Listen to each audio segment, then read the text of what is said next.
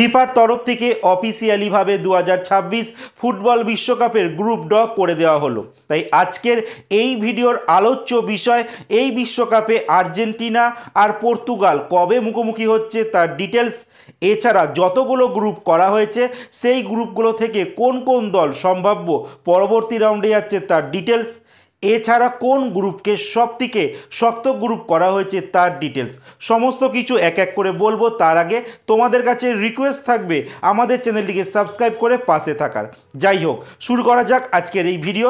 তো সবার প্রথম বলবো, এবার কিন্তু সবথেকে বেশি দেশকে নিয়ে ফিফা বিশ্বকাপ আয়োজন করতে চলেছে। আগে আমরা দেখতাম 32টা দেশকে নিয়ে ফিফা ওয়ার্ল্ড কাপ আয়োজন করত, বাট এবার কিন্তু প্রথমবার 48টা দেশকে নিয়ে ফিফা ওয়ার্ল্ড কাপ আয়োজন করছে। তো এখনও অবধি 42খানা দল কিন্তু চূড়ান্ত, 6খানা দল কিন্তু এখনও অবধি চূড়ান্ত নয়।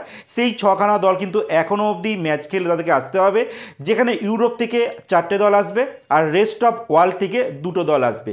তো সবার প্রথম বলবো যে ইউরোপ থেকে কারা কারা আসছে।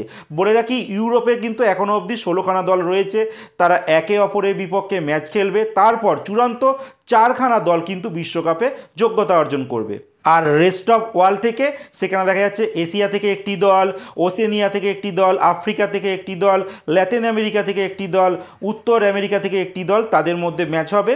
আর সেখান থেকে 2খানা দল কিন্তু ফিফা বিশ্বকাপে যোগ্যতা অর্জন করবে। মানে দাঁড়ালো ইউরোপ থেকে 4টে আর রেস্ট অফ ওয়ার্ল্ড থেকে 2টো দল, মানে টোটাল 6খানা দল কিন্তু আরও আসবে এই ফিফা ওয়ার্ল্ড কাপে। তখন কিন্তু 48টা দেশ হয়ে যাবে। কিন্তু ফিফার তরফ থেকে এই 48টা দেশ নিয়ে তারা গ্রুপ ড করে দিয়েছে, যেখানে 12টা গ্রুপ করা হয়েছে। প্রত্যেকটা গ্রুপে 4টে করে দল রয়েছে।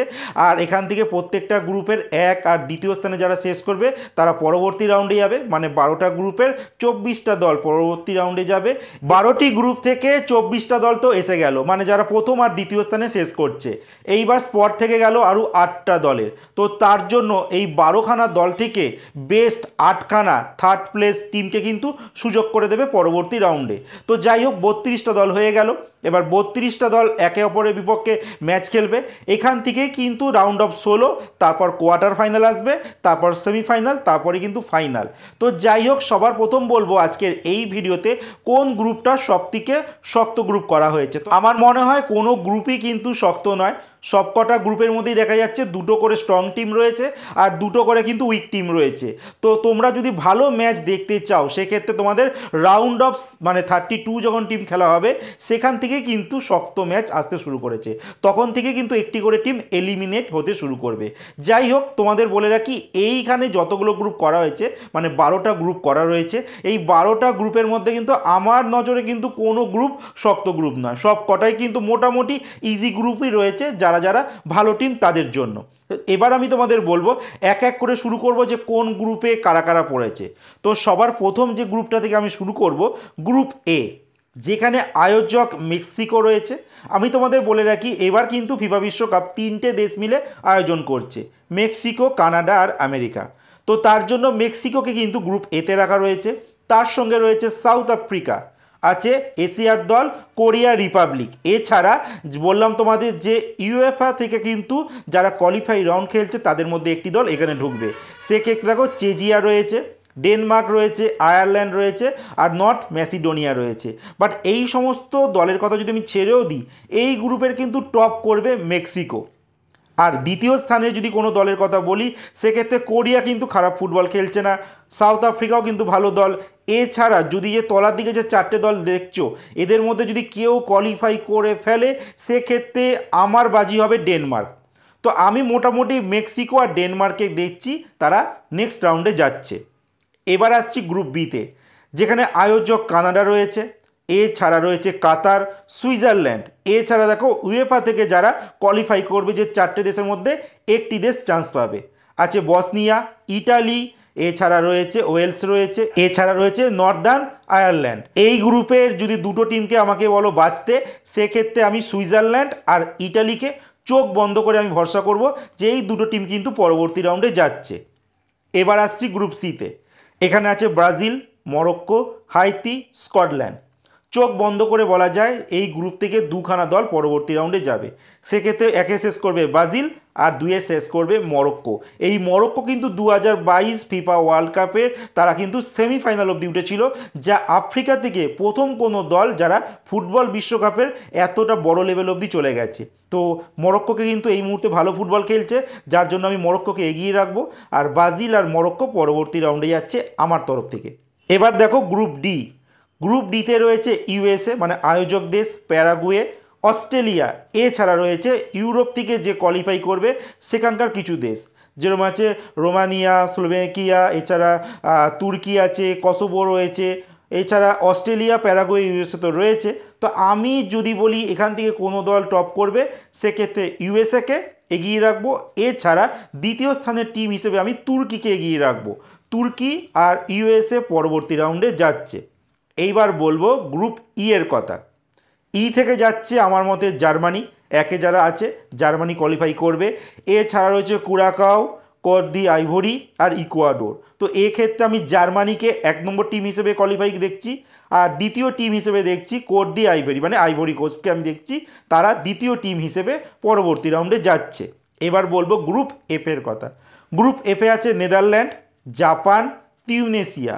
এছাড়া দেখো ইউরোপের যে 4টে দল রয়েছে যারা এই গ্রুপে কোয়ালিফাই করতে পারে, অ্যালবেনিয়া, পোল্যান্ড, সুইডেন, এছাড়া ইউক্রেন। তো এক্ষেত্রে নেদারল্যান্ড আমি চোখ বন্ধ করে বলবো যে নেদারল্যান্ড পরবর্তী রাউন্ডে যাচ্ছে। এবার দ্বিতীয় টিম হিসেবে আমি জাপানও রয়েছে আমি বলতে পারি, বাট আমার মনে হয় জাপানই যাবে দ্বিতীয় টিম হিসেবে। তো যাই হোক, নেদারল্যান্ড আর জাপানকে আমি এগিয়ে রাখলাম পরবর্তী রাউন্ডে যাওয়ার জন্য। এবার বলবো গ্রুপ জি এর কথা। এখানে আছে বেলজিয়াম, ইজিপ্ট, ইরান আছে, নিউজিল্যান্ড রয়েছে। তো এই ক্ষেত্রে আমি বেলজিয়াম আর ইজিপ্ট মানে মিশরকে এগিয়ে রাখবো। বেলজিয়াম টপ করবে আর ইজিপ্ট দ্বিতীয় স্থান করে যাবে। ইরানকে এই জন্য ধরছি না, ইরানের সাম্প্রতিককালের ফর্ম কিন্তু খুব একটা ভালো নেই তার জন্য। এইবার গ্রুপ এইচ। এখান থেকে স্পেন আছে, স্পেন অবভিয়াসলি দেখবে যাবে। এছাড়া যে কাবো ভার্দে মানে কেপ ভার্দে যে দেশটা সদ্য তারা প্রথমবার ফুটবল বিশ্বকাপে কোয়ালিফাই করেছে। সৌদি আরেবিয়া রয়েছে, উরুগুয়ে রয়েছে। তো এই ক্ষেত্রে স্পেন আর উরুগুয়েকে আমি এগিয়ে রাখবো, তারা পরবর্তী রাউন্ডে যাচ্ছে। আর সৌদি আরেবিয়াকে আমি এগিয়ে রাখবো বেস্ট 8খানা যে থার্ড প্লেস টিম আছে সেক্ষেত্রে, বাট চাপের আছে কারণ কেপ ভার্দে কিন্তু ভালো ফুটবল খেলছে।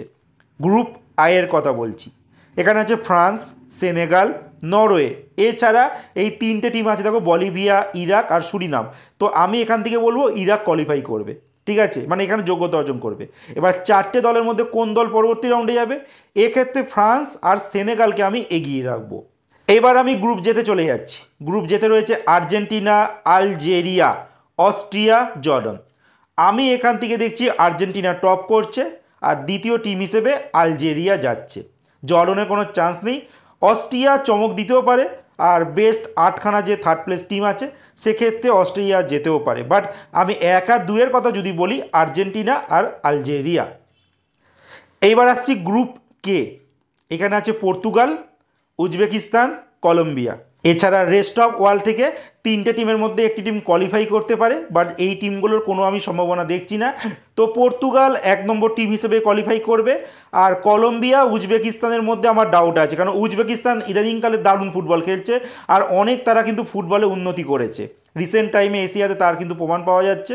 তো এক্ষেত্রে কলম্বিয়া যেতেও পারে, উজবেকিস্তানও যেতে পারে। এইবার গ্রুপ এলে চলে যাচ্ছি। এখান থেকে দেখো ইংল্যান্ড রয়েছে, ক্রোয়েশিয়া রয়েছে, ঘানা রয়েছে, পানামা রয়েছে। ইংল্যান্ড টপ করবে, দেখে নিও 1 নম্বর স্থান করে যাবে, আর ক্রোয়েশিয়া দ্বিতীয় টিম হিসেবে পরবর্তী রাউন্ডে যাবে। তো প্রত্যেকটা গ্রুপের সম্ভাব্য দল আমি জানিয়ে দিলাম যে যারা হয়তো তারা পরবর্তী রাউন্ডে যেতে পারে। এইবার আমি তোমাদের বলবো যে আর্জেন্টিনার পর্তুগাল তারা কোথায় মুখোমুখি হচ্ছে। তো গ্রুপ পর্বে তো তাদের মুখোমুখি হওয়ার কোনো সম্ভাবনা নেই। আর্জেন্টিনা আর পর্তুগালের যদি ম্যাচ হতে হয় সেক্ষেত্রে কিন্তু আর্জেন্টিনাকে নিজের গ্রুপে টপ করতে হবে আর পর্তুগালকে নিজের গ্রুপে টপ করতে হবে।